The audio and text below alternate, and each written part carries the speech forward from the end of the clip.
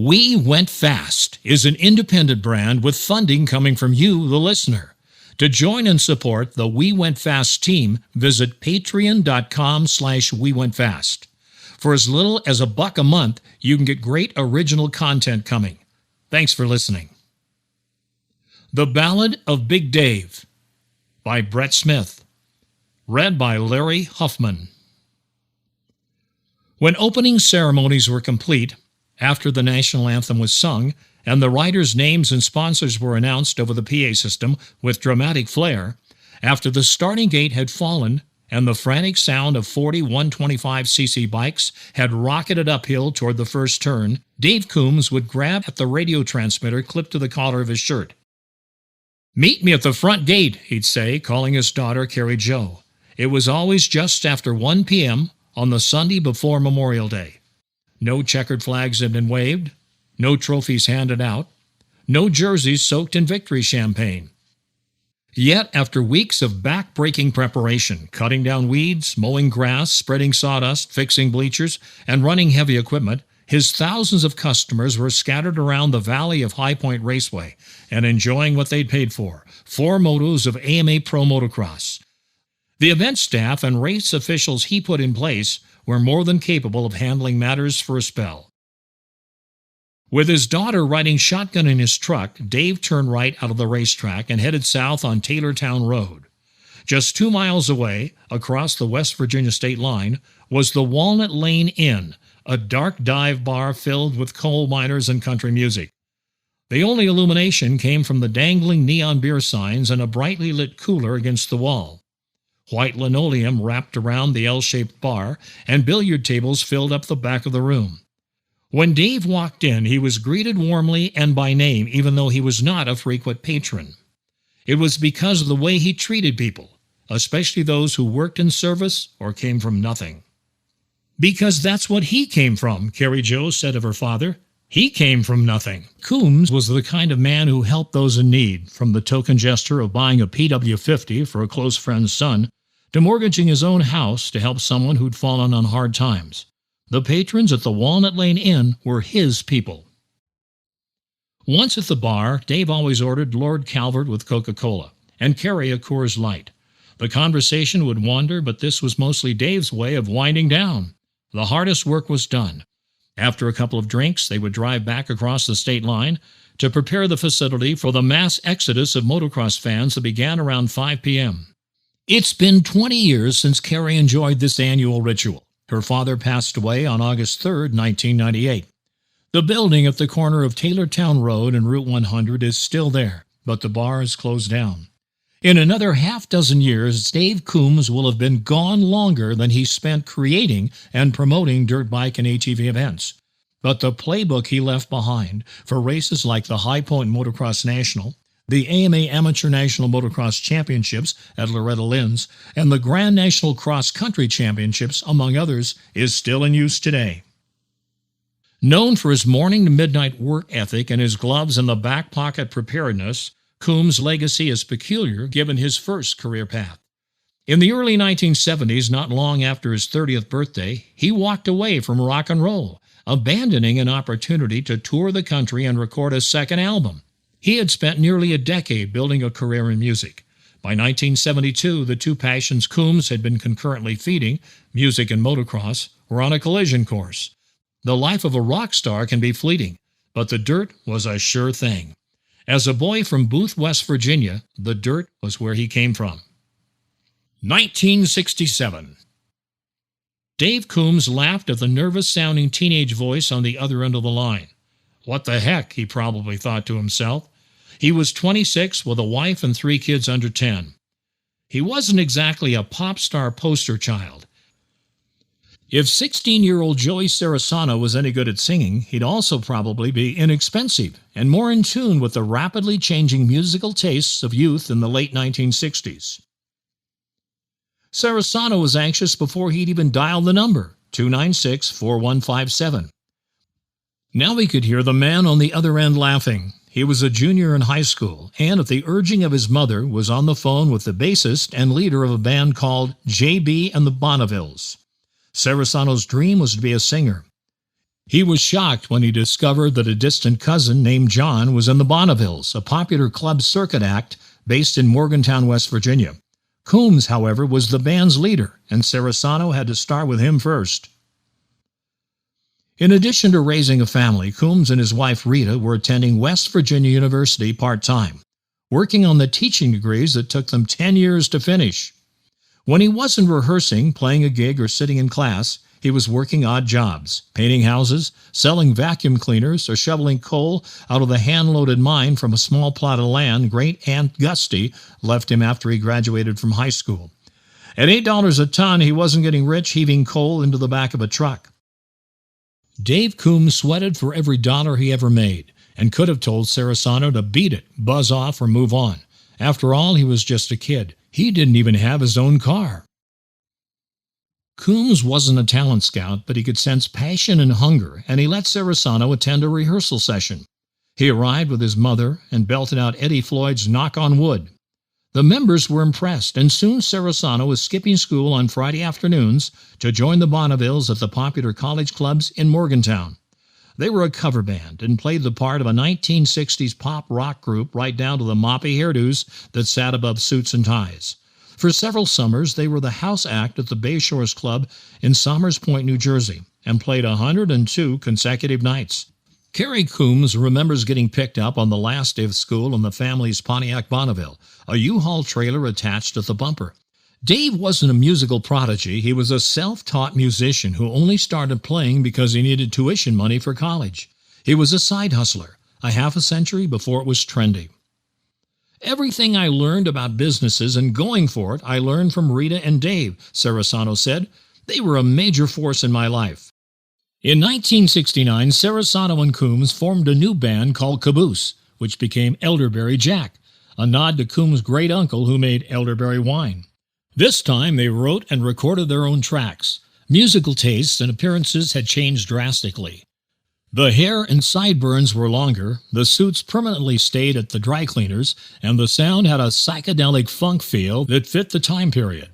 Elderberry Jack caught the attention of Kenny Rogers' brother Leyland, who signed them to a recording contract with the Electric Fox label. In 1970, Long Overdue was released, and the quartet toured in the Ohio, Pennsylvania, West Virginia regions, opening for Three Dog Night, the James Gang, the Byrds, and even the Supremes. One of Sarasano's brightest memories from the band's brief time in the spotlight was playing in front of 10,000 in Columbus, Ohio, ahead of Three Dog Night. The way he remembers it, that performance earned them an offer to tour nationally. By that time, Dave was already lost to motorcycles. Rita and riding. At first, Rita just thought her husband's motocross fascination was going to be a hobby. The 1965 Honda Scrambler didn't hold up under the stress of Dave's impromptu off-road adventures, so he got a 650 Triumph and vowed to keep it on the street, except when he didn't. There was always a hill to be climbed or a trailhead to explore. One Sunday ride around 1969, Dave and Rita passed a sign that said, "Motorcycle Races."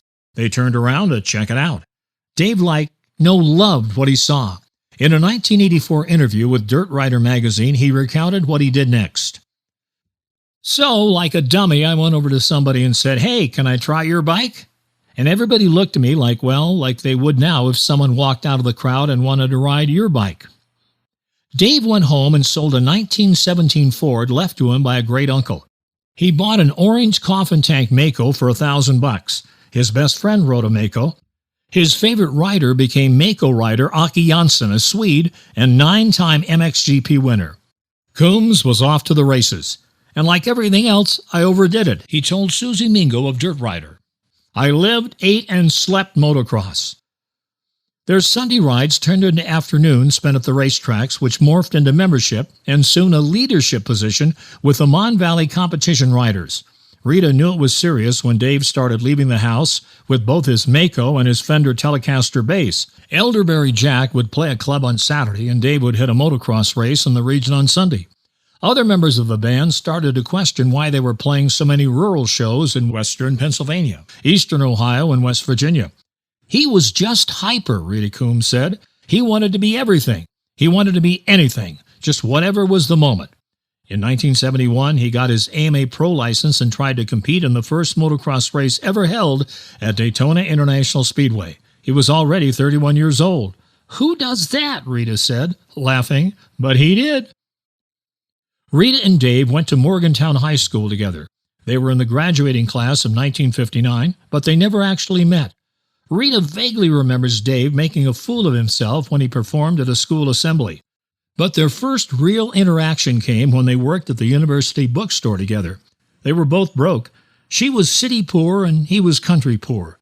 She was raised downtown on Brockway Avenue. Rita Forelli was the most popular girl in school, an honors society member, the drum majorette, the May Queen, a beautiful brunette who was Miss Everything, Dave was once quoted.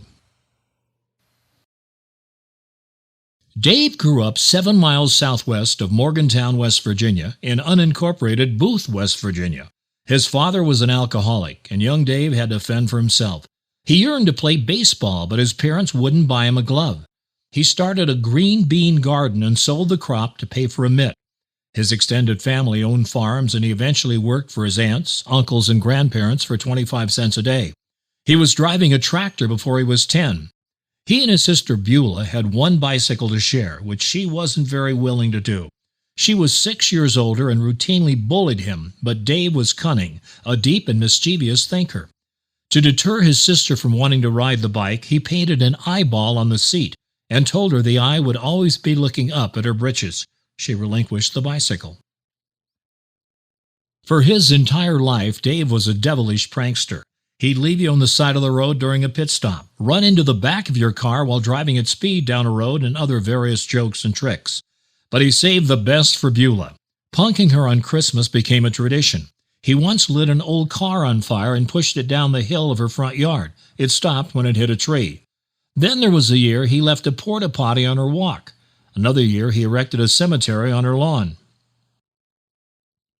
The details are fuzzy, but in December 1959, Rita was looking for a date for New Year's Eve, and Dave Coombs, the lanky country boy with a long neck, sharp nose, blue eyes, and square chin, raised his hand. They were married in 1960. Their first child was born in 1961. 2 more kids followed, and they soldiered their way through their degrees in education. They didn't attend their graduation ceremony. They were at the races. Dave even claimed they never even picked up the diplomas. One day, motocross emerged as the clear winner in his life. The exact circumstances vary from person to person, but Rita simply remembers Dave coming through the door of their house on Brockway Avenue. It was after a gig, and he didn't have a guitar case in his hand. "Because you don't let a Fender out of your sight," Rita said. "Those were precious. I said, 'Where's the guitar?' And he said, 'I left it for somebody else to play. I quit.' From then, it was full-on motorcycles." Sarasano was well aware of Coombs' motorcycle obsession by 1972, and even remembers watching Dave try to turn his Triumph into a chopper in the middle of the living room of the house. Dave's boys, Timmy and Davey, were showing interest in riding, and then there was the offer to tour nationally with the band. "I think Dave realized he couldn't leave his family," Sarasano said. "We could have been a big deal." The drummer was also getting off track in his musical tastes, and the band fizzled out. Sarasano continued his dream of music, formed other bands, and became America's most famous anonymous singer, performing in national commercial spots for Coca-Cola, Miller Brewing Company, and the Navy. He also co-founded the Trans-Siberian Orchestra and cut 2 albums with the group before leaving. Living in New York City around 1989, he took his family to a monster truck show at Madison Square Garden. He noticed something familiar in the stance of a man standing in the dirt on the other side of the arena. He rose from his seat and walked the perimeter of the arena, descended the stairs, leaned over the railing, and was dumbfounded to see Dave Coombs working on the floor. He had promoted the motorcycle races that happened before the monster truck show. It had been 11 years since they last saw each other. They never completely lost contact, and the lesson Sarasano picked up lasted forever. "He was really effing smart, and such a people person," Sarasano said. "I used to watch Dave like a hawk and learned how to be serious and set a goal." But you know who was really the driving force? Rita. She could make me and Dave poop in our pants if she got mad. We stood at attention when she spoke. The promoter. Yet, no matter how zany the idea, Rita was a fan of whatever Dave was into, even when there were 3 young kids to feed and clothe and rent and utilities to pay. While Dave wove in the oddest of odd jobs while playing music and attending school, motorcycles became his true calling, and just like she did with the band, Rita adapted. My mom was the 2-punch to his 1, said Davy Coombs, Rita and Dave's youngest son. He was the lead-off guy, but she was right behind him, also a taskmaster, also a perfectionist. But unlike Dad, she wasn't a motorcycling enthusiast. She was a Big Dave enthusiast. That's what the job of being his wife entailed. You had to learn to do everything. So she was the accountant for the band. She was helping out when he was a coal miner. When he got into racing, she learned how to do all that and kept going. Here's how crazy Dave was about motorcycles. When he got his teaching degree and picked up work as a substitute, he rode his dirt bike to school and changed into a suit when he arrived. Coombs was a runner before it was a popular fitness method, and he figured out ways to make class field trips into opportunities for him to sneak in workouts. A race up the steps of the water tower, nature walks, etc. He always had an angle. It wasn't until he saw a documentary movie that he developed the idea to promote racing. On Any Sunday was released in the United States on July 28, 1971, and Dave, Rita, and a friend named Dave Allen went to see it at the Warner Theater. Sitting in a dark movie house on High Street, Coombs found something he could immerse himself in for the rest of his life. He was most captivated by the Lake Elsinore Grand Prix scene. It was a race that engulfed an entire town that riders of all abilities wanted to take part in. He had already learned that he probably wasn't going to make much money as a rider, but there was a potential living in promoting races, which created opportunities to ride even more. Inspired by the Elsinore GP, in 1975, Dave and Rita hosted the first annual Blackwater 100 in Davis, West Virginia. Also known as the Father's Day Massacre, it was a 4-lap, 100-mile-long torture test with terrain that showed off Dave's devious side. The Elsinore GP was tough, but not necessarily extreme, so where exactly the idea of laying out a race nearly impossible to finish is a mystery. Yet competitors were drawn to the event, which took place every June on the outskirts of the Monongahela National Forest, where the Blackwater River and Beaver Creek come together. Entries were capped at 500 masochists who willingly paid Coombs $25 for the privilege of destroying a $1,500 motorcycle. Spectating was free, and the town embraced the Blackwater 100, which started on Main Street just like the Elsinore GP did. Many years, just a few dozen riders finished the race. You had to have an adventure, Kerry Coombs said. The ride wasn't enough, and he was a Tom Sawyer. He could get you to do anything. Every January 1st, he held an informal gathering of friends called the New Year's Day Massacre. Rarely did anyone ride it twice. One year they got trapped in a valley. Another year they ran straight through a waterfall. There was the time Dave had to tie his own bike to a tree to keep from falling down a ravine. Never mind the fact that the weather was usually cold and miserable. If his friends weren't already having a tough enough time, he'd ride ahead and wait in the woods and tackle them off their motorcycles as they rode by.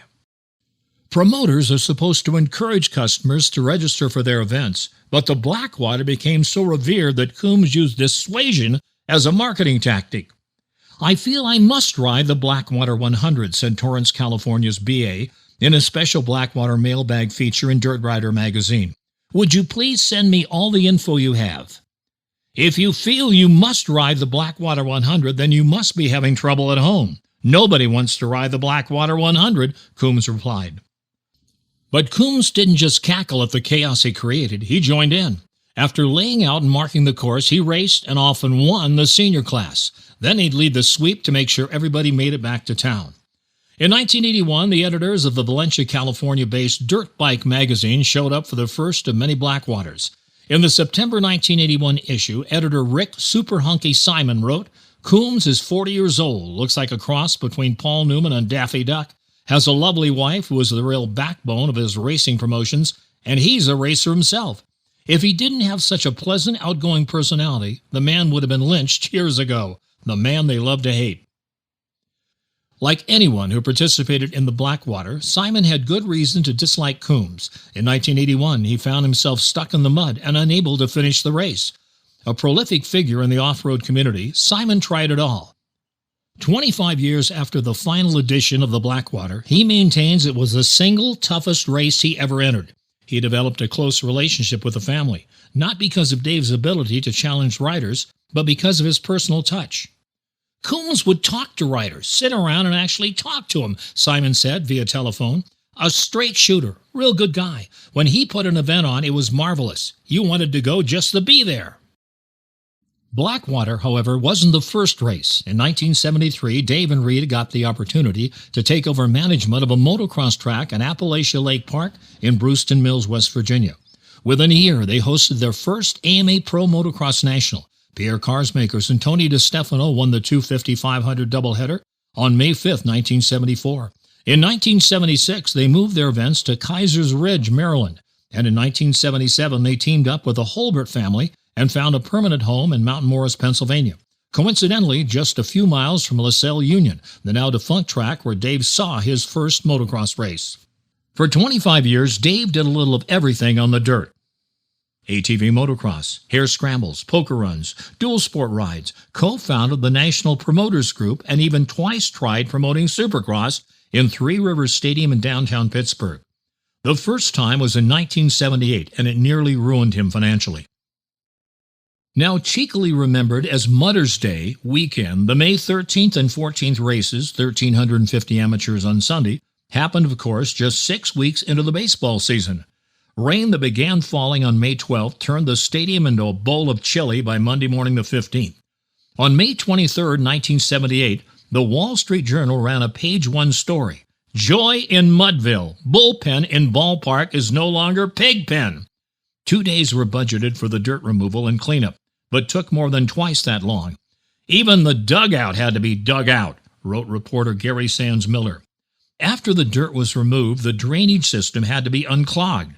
The cleanup took so long that the Pittsburgh Pirates were close to making the decision to postpone games. Needless to say, with attendance 8,000 below break-even point and hundreds of extra labor hours, all involved took a bath on the race. It was 5 years before Pittsburgh hosted another Supercross. After that, Coombs stuck to the great outdoors. He even sold the term Arena Cross to the AMA for $1. The Blackwater 100 turned into the 100 Miler Series, which eventually became the Grand National Cross Country Series. Dave's son Davey likes to joke that his father was terrible at keeping time. Thus, he never took to participating in or promoting enduro events. His ultimate legacy, however, will always lie with a little motocross race in Hurricane Mills, Tennessee that he founded with Rita and Paul Schlegel. The Loretta Lynn's Amateur Motocross National Championship started in 1982 because he wanted a better experience not just for his own two boys, who were near the top of their divisions, but for all amateur motocross racers.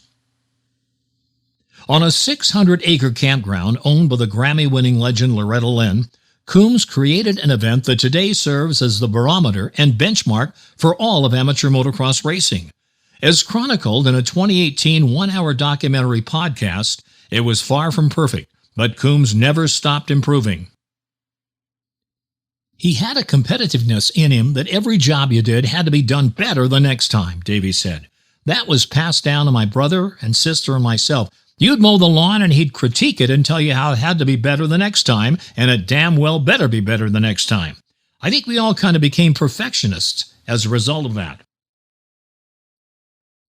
The racing business eventually became steady enough that Dave and Rita didn't have to take part-time work as substitute teachers in the off-season, but total security was always fleeting. Rita beat stage 4 ovarian cancer.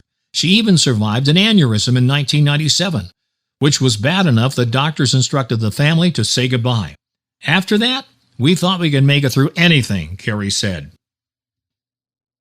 In May 1998, Dave Coombs went riding. Nobody can quite remember the injury he suffered, but it was bad enough that he went to a doctor for treatment. His blood was drawn, and the doctor asked Dave how he had been feeling in a way that suggested there was a mutual understanding. Been a little tired lately. Rita remembers him telling the doctor. Dave had maintained long hours of labor for decades, but in his early 50s he'd been diagnosed with cardiomyopathy and shrugged off the sluggishness as a symptom of the disease. "No," the doctor replied. "The reason you're tired is because of the leukemia." Rita and Dave looked at each other with quizzical expressions. The doctor realized his patient had never been diagnosed. Dave hadn't outwardly shown any symptoms of leukemia. A bone marrow transplant was considered to be too risky. Dave was 57, but his sister was a match. Rita remembers him saying, "I don't want to live like this anymore," referencing his handicap. He was confident he could beat it, that he could rejuvenate himself. They'd beaten so much in their lives, like not being able to get a loan for a house, to facing bankruptcy over a bad event, to Rita's health scares. The operation was July 4th, 1998, and went fine. "We didn't think we had anything to worry about," Carrie said. "Dad's tough." But then he developed a staph infection and sepsis set in. He swelled up. He couldn't talk. "I was leaving the hospital one night and leaned down to kiss him goodnight, and I could hear this wheezing in his chest," Rita said. The next morning he was in the intensive care unit. He died on August 3rd, the morning of opening ceremonies at the 17th Annual Loretta Lynn's Amateur National Motocross Championships. Carrie, Timmy, and Tim Cotter were already at the ranch preparing the facility.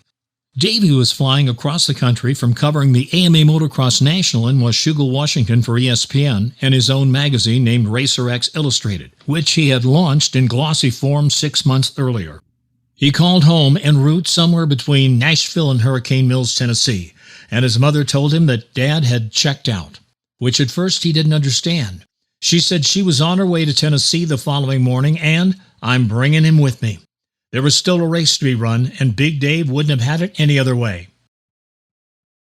When Davey pulled into Loretta's ranch, he knew exactly where to go to find his siblings. "We hugged and we cried for, man, a good 5 minutes," Davey said. "Then we just kind of turned around and we went to work. Me, Timmy, Carrie, Tim Cotter. We knew exactly what to do. We knew exactly what he wanted us to do, and we knew Mom was coming. We knew that the best way to remember him was to make the 1998 AMA Amateur National Motocross Championship the best it could possibly be. It rained all week, it was messy, and it was awesome."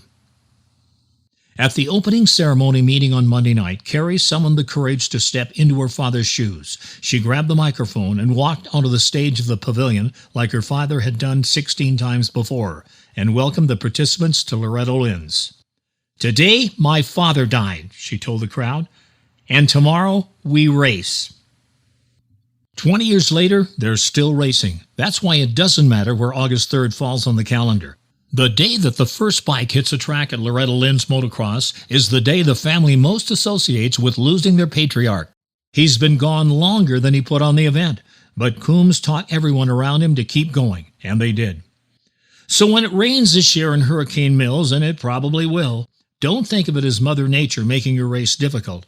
Think of it as Big Dave helping you have a better adventure. If you enjoyed this story and want to see more, consider becoming a patron at patreon.com/WeWentFast. For as little as $1 a month, you can become part of the We Went Fast team and get access to exclusive content and swag. Thank you for listening.